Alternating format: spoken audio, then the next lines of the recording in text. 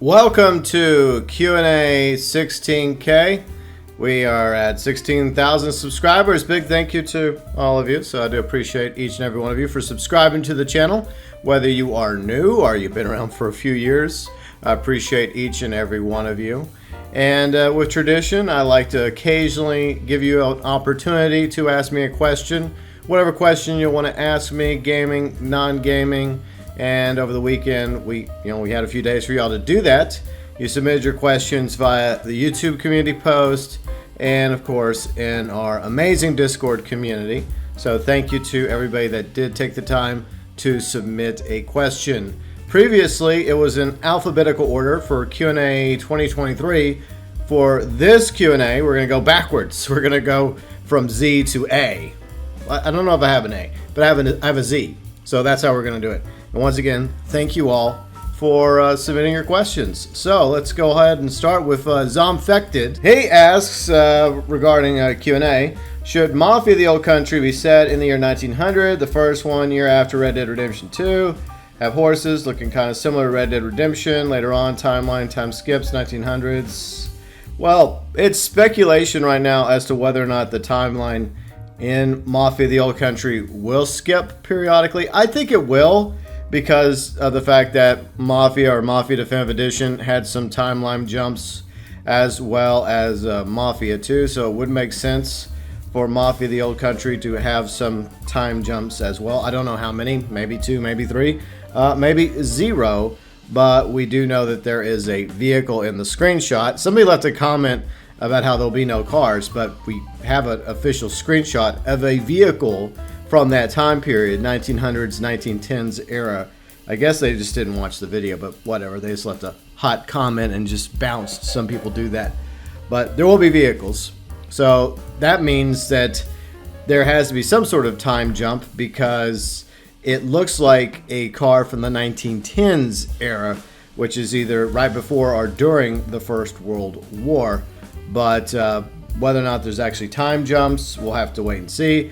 Horses could be a thing, because up until a certain point, even though we had cars coming in, becoming more popular, for the first few decades in the 20th century, the 1900s, a lot of people still rode around on horses. So yeah, it was a quick minute before horses no longer were the primary mode of transportation for people, replaced eventually by cars and trucks. So we'll just have to wait and see, ZFected, when it comes to what the official timeline or timelines of Mafia the Old Country happens to be. If there is horses, I hope that the horses work similar to the horses from Red Dead Redemption 2. Bear in mind, behind the scenes, Rockstar has come over to help Hangar 13 every now and then with some consulting. Since they're both under Take-Two, it's possible that if there is horse mechanics in the Old Country on Sicily, that maybe Rockstar helped them out with that, or maybe not. I guess we'll just have to, as I always say, wait and see.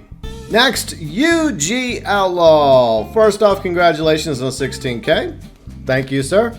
Very much appreciate. To all of you that wished me thanks and congratulations. We reached 16,000, and hopefully eventually we'll reach 17,000 one day. To the question, since you started becoming a content creator and streamer, what are things you're most thankful for? Well, I'm most thankful for the friends that I have made over the years since I started this channel, back in 2014. I am especially grateful for my fiance, Riley Blackfox. I met her. She was originally just a subscriber, a viewer. She became a friend, like so many other of my friends that started off as viewers and subscribers. And eventually, things happened. And 3 years later, we're still together. So that is what I'm most thankful for as a content creator and streamer. The friends that I've made, as well as my fiance. Next, Tokyo Tint.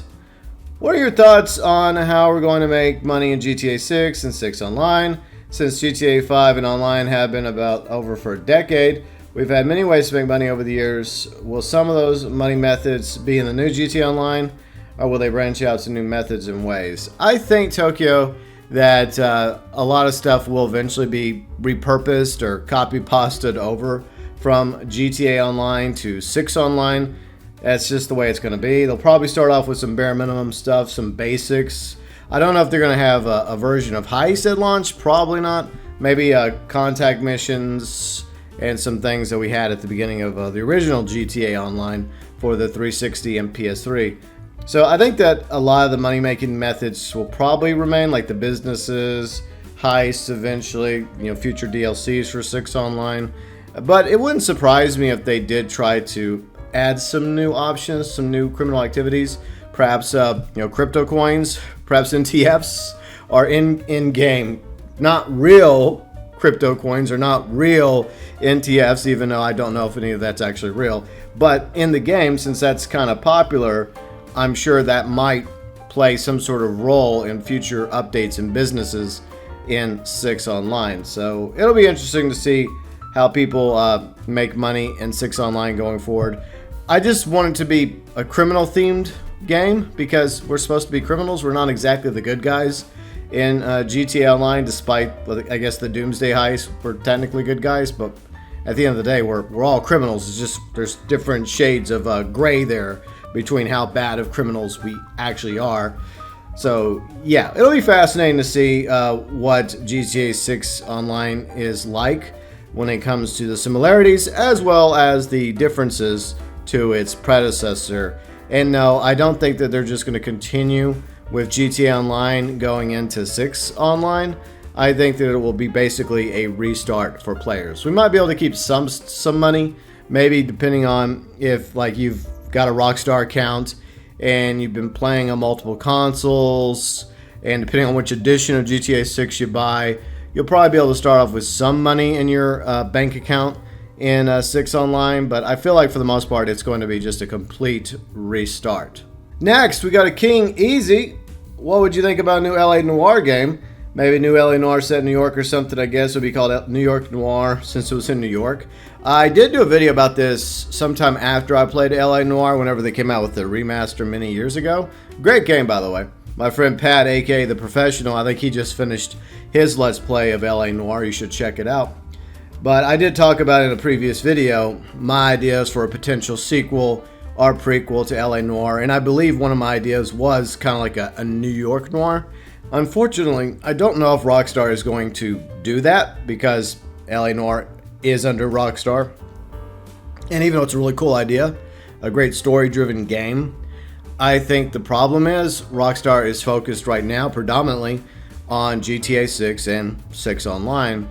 And I just don't see it happening. But I would love for there to be another Noir game, whether it's a LA Noir 2 or a New York Noir or some other Noir game. I just don't know if Rockstar is going to do it because so many of us have been wanting a new Bully game for the longest time. That hasn't happened, and there's a few other games out there that have been made by Rockstar, or at least just like a brand new IP, right? A new IP altogether. No, it's basically just Rockstar focusing on GTA. I don't even know if we'll get a Red Dead Redemption 3, and that's a different debate about what a Red Dead Redemption 3 should be or shouldn't be. I've talked about that as well in previous videos, but I do like the idea of a New York Noir or a sequel, prequel to LA Noir, maybe also set in LA, but at the moment I just don't see it happening. Filmmaker, what year did you play GTA? I've been playing Grand Theft Auto since I was a teenager. I'm going to date myself here, show y'all how ancient I truly am. I know I don't look old, but I am.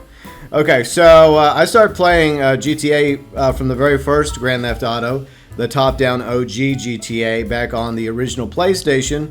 When I was a teenager in high school with my friends, we'd go over and hang out at one of my friends' house who had a PlayStation on like a Friday, Saturday night while we were in high school. Now, we weren't out partying or doing any of that other stuff. We were playing video games. Yeah, real wild and crazy. So one of the games we'd play was GTA, the original GTA, and we would take turns. I've mentioned this story quite a few times. We'd pass the controller around, take turns, trying to carry out as much mayhem and destruction as possible until we were killed, and then we would pass the controller. It was kind of a competition to see like how far we could go until we got game ended. So yeah, I've been a GTA fan and player since the late 90s. Indoor 43. Is there any goals that you and Riley are looking forward to in 2025, fall and mid-late remaining 2020s? Okay, so Riley has some things going on in real life that we are working on. Private stuff that I can't talk about because that concerns her. But our goals are those things she's working on will, obviously lead to things that she wants to accomplish in real life. And I love her, and I am full supportive of what she's doing. So I hope all that does work out. And regarding the late 2020s, I hope that the late 2020s goes better for all of us, because the first half of this decade has been horrible. And I don't know if I should cite the bad things that have happened. Most of you are aware of all this bad stuff. I mean, there's always good things that happen. The old saying goes, it was the best of times, it was the worst of times. And that's what the 2020s feels like, even though it feels like a lot more worse than best. But there have been some good things. But yeah, I would like for the 2020s to be a major turnaround starting in 2025. I mean, we got two amazing games coming out in 2025. We have Mafia: The Old Country, which I'm looking forward to, and GTA 6, which I'm also looking forward to. So yeah, maybe going forward into 2025, throughout the rest of the 2020s, might be much better. And maybe we'll avoid a third world war. Wouldn't that be nice? DK! I know you were in radio back in the days, and it's been a long time. Yeah, it has been. With the economy, inflation nowadays, a lot of people are struggling to get by, and there are plenty of boomers that, unfortunate, that have to start getting out of retirement, reapplying for jobs just to get by. I wonder how you were able to retire from radio after all these years comfortably without having to work 9 to 5 as everyone else. Do you have other sources of income? Now, this is a question some of you have probably been wondering for years now, and some of you have asked me this question, and I've always kind of not really talked about my source of income because I don't like to flex, I don't like to brag, because just like with DK, I recognize that a lot of people are out there struggling right now financially to survive. All I can say is I'm not one of them, but I grew up poor, I grew up lower class, but I was fortunate enough to have a grandfather that did quite well for himself. He also grew up poor, an orphan, but he was able to live the American dream through the Great Depression. He served in the Army Air Corps in World War II as a flyboy, a pilot. From there, he went to the University of Texas in Austin. He got married. He eventually started his own small business, which was whether successful. And so I guess some of you can see where this is going, me being his only grandson. Unfortunately, my grandfather did pass away nearly a year ago, but he was in his late 90s, so he lived a very good life. And I have become an investor. So that's pretty much what I do in real life, is investing, let my money work for me. But at the same time, I always try to come across as humble, and I just don't take for granted what was left for me by my grandfather, because a lot of people out there have it very, very bad. And I fully understand that, because I grew up poor, and there were times where my dad could not afford to pay bills, and we had to go about electricity sometimes, we had to go about water sometimes. And I'm fully aware of both sides of the financial spectrum, being poor and, well, not being poor. So radio did not really pay that well, even when I was in radio, but I loved doing it. It was what I was hoping to do in my life. But because of corporatization, because of automation, and because of cutbacks and corners being cut by corporations that own the radio stations, it made it very difficult for people to stay in the radio industry, myself included. And even though at the time I retired, I had at least 5 years of radio experience, from interning to doing promotions, to being a board operator, to being an on-air personality, as well as eventually a music director. I had a list of qualifications over my 5 years of radio, and unfortunately I didn't have the same kind of connections or the same length of experience that other people had that were also applying for jobs. And at the end of the day, a lot of it comes down to those connections as well as experience. They look at me and they say, oh, he only has 5 years of experience. But then I look at this other person out there looking for work. They have 10 years of experience, or they have connections with all these different people. And those are connections I did not have. I had a few connections, but not as many. So in the end, it just felt like I was wasting my time after months and months of sending out resumes and getting nowhere. Plus, I was already seeing, even in the 2000s, the late 2000s at this point, the direction radio was going, and it was not good. And I knew that it would only get worse, and unfortunately it has. But I decided at a certain point to throw in the towel and move back up to North Louisiana and then finish my college degree. So I did finish my college degree. And I'll always have fond memories of my time in radio. And that's what I wanted to do in my life for the longest time, because I wanted to make my papaw and others proud of me. I didn't want to live off my papaw. I wanted to have a career. And even though radio doesn't really pay a lot, unless you're like a big time radio talk show host, most people in radio, they might make average money, if they're lucky, or just above average. And I guess my goal was to end up making enough money to where I could feel financially independent, but I never quite reached that goal because of, I guess you could say, bad timing for me. I just got into radio right when automation was becoming a lot more of a thing, and corporations were buying up more and more radio stations and downsizing, and like I mentioned, reducing staff. Like radio stations at one time had a lot more staff because it was 24/7 that you needed somebody in the studio to run the songs and the commercials and do breaks. But thanks to computers and automation and the internet and corporatization, that number started dwindling, from like a full on-air staff down to like half that, and then it kept getting cut down to eventually you might be lucky to actually have one person in the building that is actually part of the staff. Everybody else you hear on the different shifts are not actually in the building, or they're recording from other radio stations in the building, or they're recording their breaks from across the country. That's been a thing for over 2 decades now, where you might hear somebody like, wow, he sounds pretty cool, I'd like to meet him. But here's the thing, that dude you're hearing, doing the breaks, he's probably hundreds of miles away at another radio station, or perhaps even on the other side of the country. He's just recording breaks for several radio stations, and he got paid a little bit to do that for several stations, but nowhere near as much as a live body would be paid in the studio. But that was just another way for corporations to cut down on the staff in radio. So it does suck that the radio industry has been gutted, and it's also because of MP3s and Spotify and the ability for you to become your own DJ, technically, to have your own radio station, with your phone. So if your smartphone, used to be MP3 players. So yeah, I don't regret my years in radio. I mean, I worked hard in radio. I really, really tried to make something, but I made friends. I learned a lot, and I have applied a lot of the things I've learned in radio over into YouTube. So I've taken it from radio to YouTube. So I don't really feel like it was a waste of time for me, especially since I went to a whole bunch of concerts.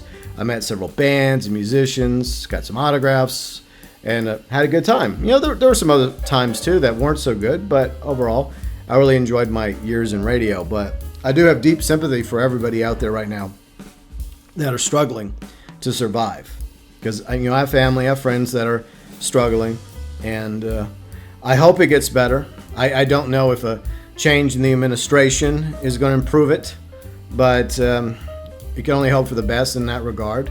I try not to keep my opinions here political, even though I do have a political channel. But yeah, it does suck right now. And I go to the grocery store, and whenever I'm buying groceries, I see how much higher things cost now than they did a few years ago. Next, we go to Dark Graphite. Congrats on hitting 16K milestone, El Burnzo. Oh, my old gamer tag. I swear, he won't let it go. He won't stop calling me by my old gamer tag. But that's how long he's been subscribed to the channel. But thank you, Dark Graphite. I want to talk about certain weapon attachment in GT Online that has only been seen once and never made a return. Talking about the drum box magazines. They were added way back in Finance Felony on several weapons.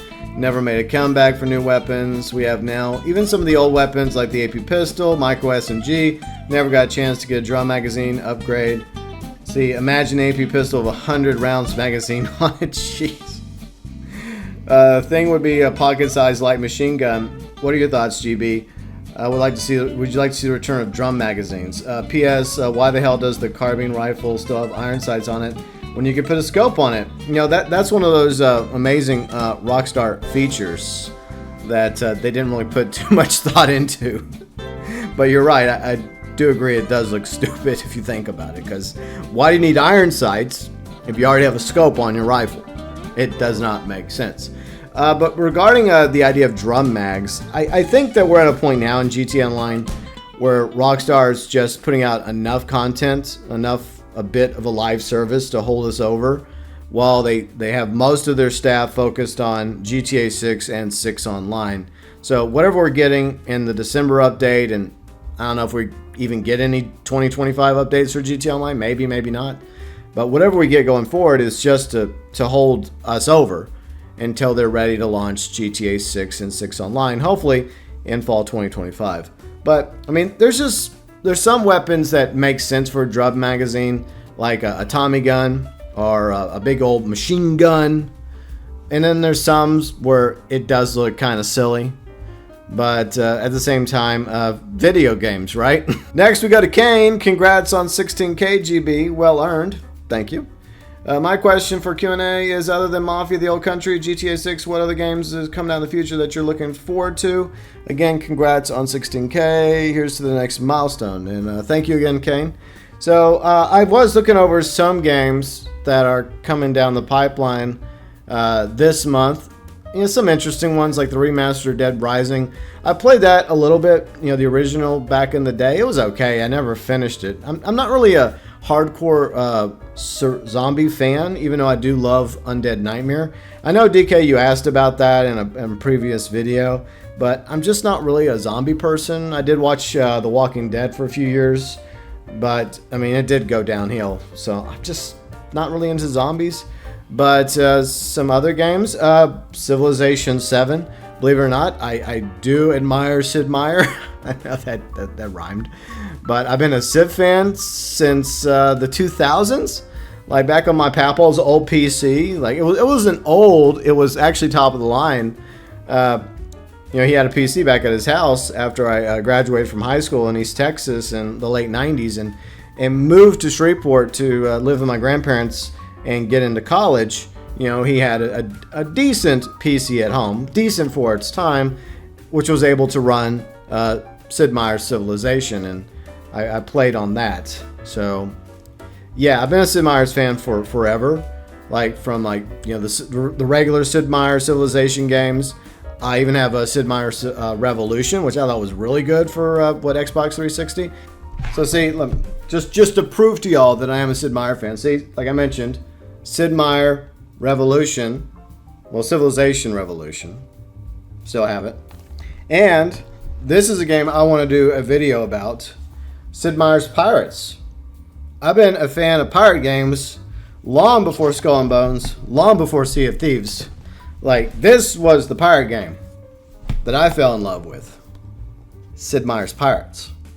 And I will be doing a Sid Meier's Pirates Needs a Remake video eventually. But yeah, to answer your question, Kane, if there is a game I'm looking forward to coming in 2025 besides Mafia: The Old Country, besides GTA 6, it is Civilization 7. And apparently it's going to launch also on console, so that'll be interesting to see how Fraxis is able to make it work on console. But then again, you know, both these games work on console just fine. I mean, for a Civilization game, I mean, it's a watered-down Civilization game compared to, you know, your standard Civilization game, but this was still fun to play on console. So I can see them pulling it off. A lot more games are playable on console that originally wouldn't have been playable back in the day. So yeah, that is the game I'm looking forward to. What game besides Mafia: The Old Country and GTA 6 that are coming out, I guess, the rest of this year, 2024 or 2025, that you all are looking forward to. Feel free and let me know below in the comments section. And finally, we go to Brian. Congrats on 16,000 subscribers. Thank you, Brian. My question is, what are the pros and cons of being a YouTuber? I hope you have a good day. I hope you have a good day as well, Brian, and everybody else that took the time to watch my latest Q&A video, along with everybody that submitted a question. Pros and cons of being a YouTuber.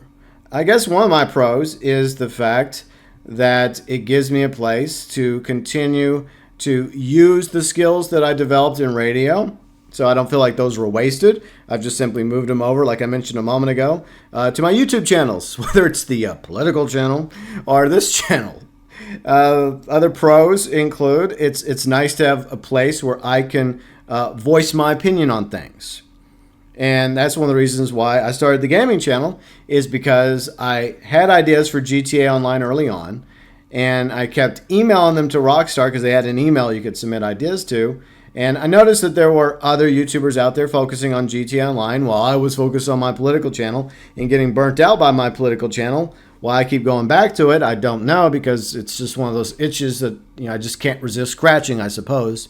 But anyways, that was one of the main reasons why I started this channel a decade ago, was because I had ideas for stuff in GTA Online. Plus, as somebody that had some skills as a YouTuber, way more skills now, and from my radio background and being a gamer since I was a child, it just seemed like a good combination. So I guess that's what I like, is that my creative juices and my opinions and my thoughts about things, I get to put them out there into the world.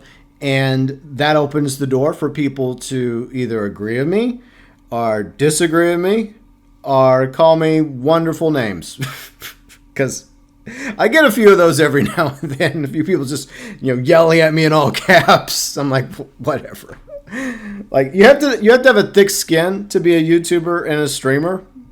And that's one thing I would recommend, that if you're not very good at criticism, especially like constructive criticism, because there's a difference. There are people that have given me constructive criticism over the years that I take to heart. I'm like, okay, I'll take you were sincere in your criticism. You weren't an a-hole to me. And I look at it and I take it seriously. I'm like, okay, well, yeah, there's always room for improvement when it comes to each and every one of us, including myself.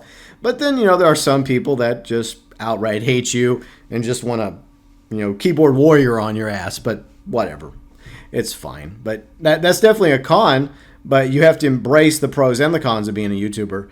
Another con I would say is all the time that you have to spend on making content. It does take a quick minute to make the average video. It doesn't take as long to make like a 1-2 minute Sea of Thieves video. That's pretty easy to do compared to some of my other videos. But yeah, it does take a quick minute. Plus, there are always times whenever you feel like you don't have any ideas. And then you feel like, oh, I'm done. I can't do it anymore. I got nothing this week. And Riley's heard me say that a few times. Like, oh, babe, I don't have any ideas for a video this week. I think I'm done. I think I'm out of gas. I think it's Jover and I'm done. But, then somehow something happens and I get a new spark, right? It just rekindles. The light renews. And then I have new ideas. So it's kind of like ebbs and flows and going up and down. But I do love being a YouTuber. It's obviously just a hobby to me. I guess it's kind of a part-time job because, I do make a small amount of money. But, every dollar helps, especially in this day and age. But, like, any donations I get, any members I have are greatly appreciated, never ever required. But I do try to show my appreciation through all the different, perks and rewards that I have for members and subscribers. But I'm in a situation where I don't need it to survive. I just enjoy doing it.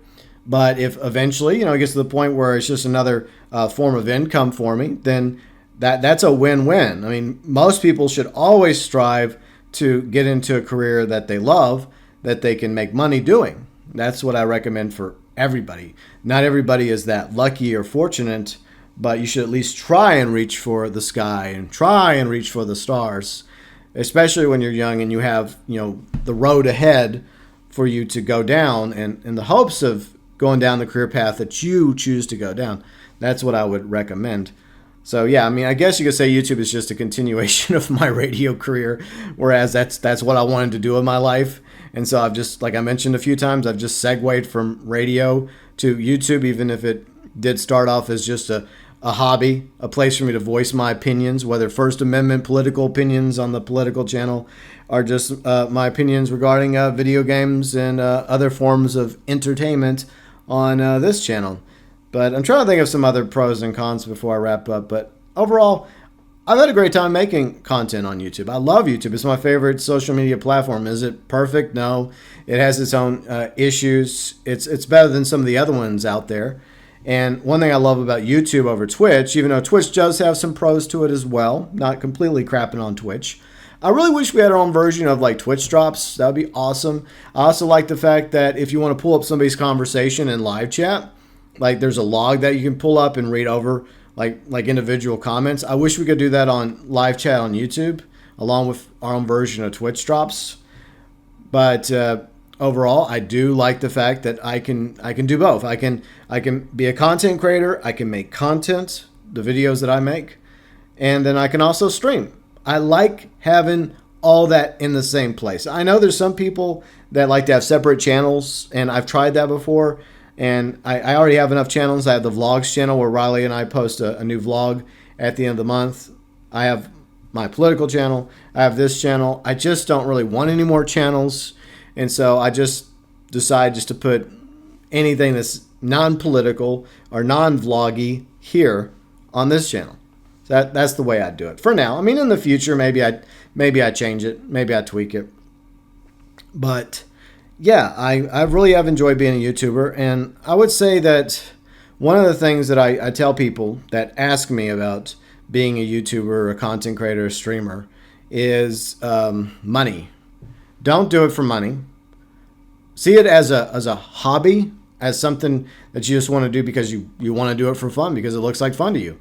Because you too have opinions and ideas and thoughts about whatever video game or the other thing about YouTube is it's not just about gaming channels. I mean, there's political channels, there's do-it-yourself channels, there's history channels. There's so many channels on YouTube and so many different amazing creators. So I mean, you can go almost any path you want as a YouTuber, depending on whatever topic or topics interest you or whatever you're passionate about. But don't get into this thinking you're going to be the next big YouTuber, because most likely you're not.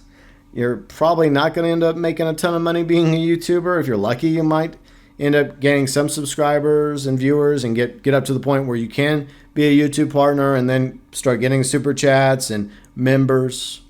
But if you do get to that point, always be grateful for everybody that helped you along the way, all of your subscribers and viewers. And I guess be humble like I try to be, because no matter how big my channel gets, whether it flatlines at 16,000 or goes up to 160,000 or 1.6 million or 16 million, I'll always remember that I started off with zero, just like everybody else. And I think a lot of YouTubers that become huge, not all of them, but a lot of them forget that. They forget that at one point they started off with nothing and they had to build it up. And it doesn't work out for everybody. That's just the way it goes. Some people have always wondered why my channel's not bigger. It's because I can't just simply focus on one thing. Maybe if I had just focused like nonstop on GTA from 2014 to now, my channel would be way bigger, because it would just be like something that I just like laser focused on. Unfortunately, I can't do that. I'm not a robot. I'm not a machine. And there's other games that pique my interest, and I just want to make videos about it. And, if it works out view-wise, it works out, and whoever watches it, watches it. That's just the way it is. And that's why I guess I see my channel as more of my own passion project, my own hobby, part-time job. But it keeps me out of trouble, I guess. But, yeah, that's the way I see YouTube. It's just a hobby, and it's fun because of, like I mentioned earlier, I've made friends on YouTube. I've had a lot of fun experiences. There's been good days and bad days. Like in 2016, I was going through a difficult time because my dad was dying, and it was around the time Mafia 3 was launching, and I had a drinking problem back then, and so that was a dark time for my channel.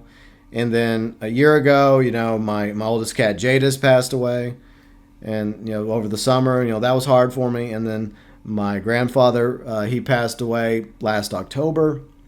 And so, one of the things that keeps me going during these dark days for all of us, whether it's the pandemic or other things going on in the world, especially with, the struggles that people are facing right now, as we talked about earlier with inflation and all these wars and atrocities that are occurring, is that a lot of people are just looking for some sort of escape, even if it's just for a few minutes, right? To get their mind off the horrors in the world or what they're facing in their countries, whether it's whatever's going on in the UK and Europe and other parts of the world.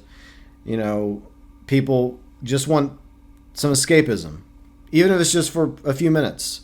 And I try to provide that in my live streams. I try to provide that in my videos, whether it's informative videos letting you know about GTA Online event weeks, or at the moment, Sea of Thieves, or like whatever future videos I do for Mafia the Old Country or GTA 6, or silly, funny, stupid videos or idea videos, or my live streams, let's plays, etc. I try to inform my viewers. I try to entertain my viewers. And, there are plenty of times when YouTubers have come to me with issues going on in their life and thanking me for being there. And, that's very humbling for me, because I try to provide y'all with, whatever I consider to be entertaining and informative. And it's sad that so many out there are suffering right now. And if myself and other content creators and streamers can help you all through difficult times, whether we meant to or are not meant to, or it just happened because it just gives you something to look forward to, then that's very, very humbling. It really is. And for the record, like I mentioned, I hope things do get better for all of us, because these are tough times that we live in. The first half of the 2020s have been difficult, to say the least, and I'm hoping that things turn around in the later half of the 2020s for each and every one of you. But as long as I'm able to, I'm going to continue making content on this channel and my other channel. But mostly it's about this channel, because this channel is what helped me get through some difficult times in my life. And I would say even in 2014 was a difficult time, because I'd become very burnt out with politics, and I was very obsessed with trying to make my country better, and that didn't pan out. But I still wanted to make something. I still wanted to do something content-wise, and it just happened where I just started making the move towards gaming-related content on this channel. And I feel like that was a good decision on my part. It doesn't matter to me if I end up staying at 16,000 for the rest of my days. It doesn't matter to me if I go higher. If I go higher, amazing, awesome, that's great, wonderful. But I am grateful for the viewers and subscribers that I do have, and especially the friends that I've made over the past several years. This has been a phenomenal experience. And I know some people will gauge success by, the numbers. How many views do you have? How many subscribers do you have? The sponsorship deals, which for me, 0. I am my sponsor. And of course, my members and those of you that super chat me.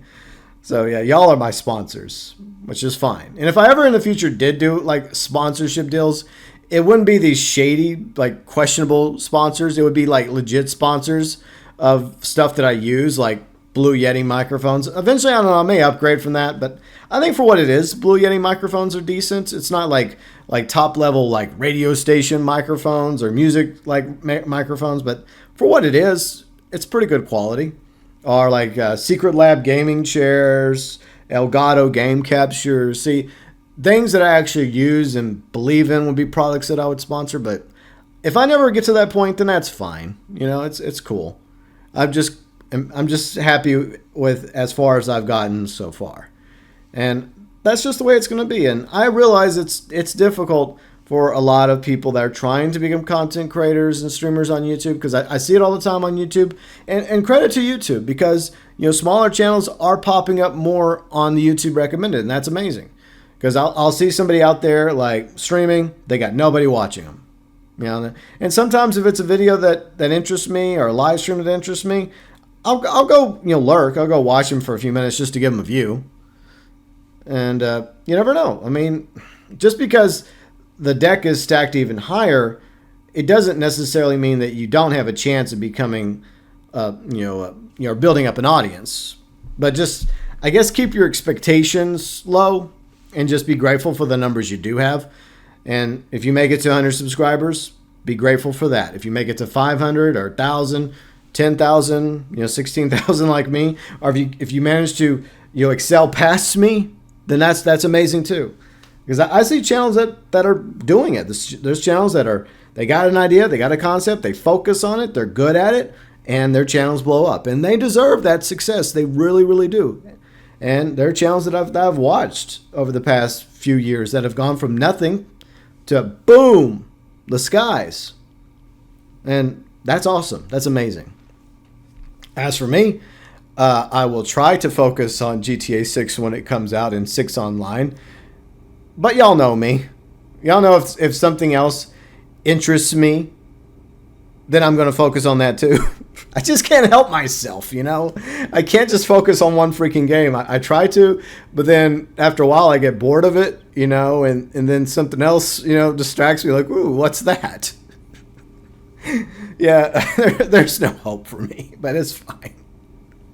But like, for the record, yeah, I'm going to continue to cover the things that I cover, like I mentioned in my 16,000K thank you video. So yeah, we'll continue to cover the games that we're currently covering and playing on the channel. We'll keep covering Sea of Thieves for the time being, as long as there's an audience for it and I have interest in it, which it goes up and down like the waves. It does, admittedly. There's also, GTA Online. I'll keep covering that because that's the cornerstone of the channel. That is the foundation of the channel. I launched my channel around GTA Online, and eventually, it went from that being the foundation to being one of the pillars. GTA, Mafia, Red Dead. Gonna be a quick minute till we probably have another Red Dead game, if ever, right, Rockstar? But I'm sure I will have another Halloween Pass 2 rant coming up in October. That's going to be my Madden. I was joking about that with a few people the other night in party chat. It's like, Angry Joe, he has his Madden rant videos he puts out every year, right? His angry reviews of Madden, because Madden doesn't get better. It just keeps sucking. And he keeps making videos ranting about it every single year. And I feel like, as long as Rockstar keeps putting out Halloween Pass 2 again and again and again in Red Dead Online, you can always count on me to go back and do yet another Halloween Pass 2 rant. And yeah, I'm going to eventually climb back up on Mount Soapbox. It will happen. The rants haven't completely gone away. It's just it has to be something that really makes me want to get back up there and hike all the way up to the top of Mount Soapbox. But Rockstar, I'm warning you, if you do bring back Halloween Pass 2 yet again, I will rant about it again. But anyways, I think that's all the time we got for today for Q&A 16K. Apologize for rambling, but hopefully y'all enjoyed that. Thanks to everybody that submitted your questions. And like I said, I do have a question for all of you at the end of this video.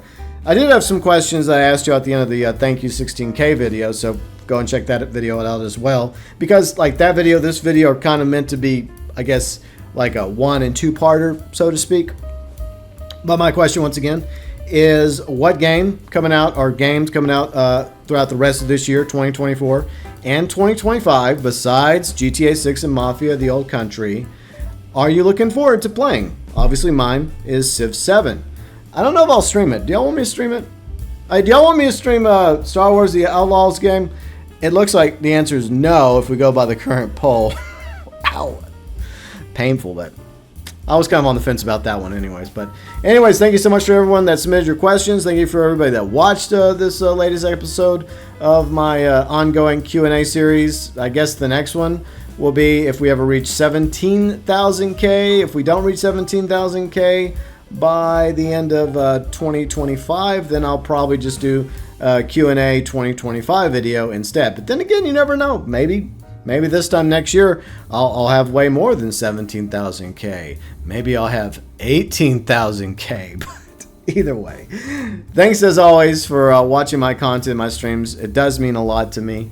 And as always, if you have anything you'd like to add or say besides, what games you're looking forward to throughout the rest of the year in 2025, besides GTA 6 and Mafia: The Old Country, feel free and let me know below in the comments section.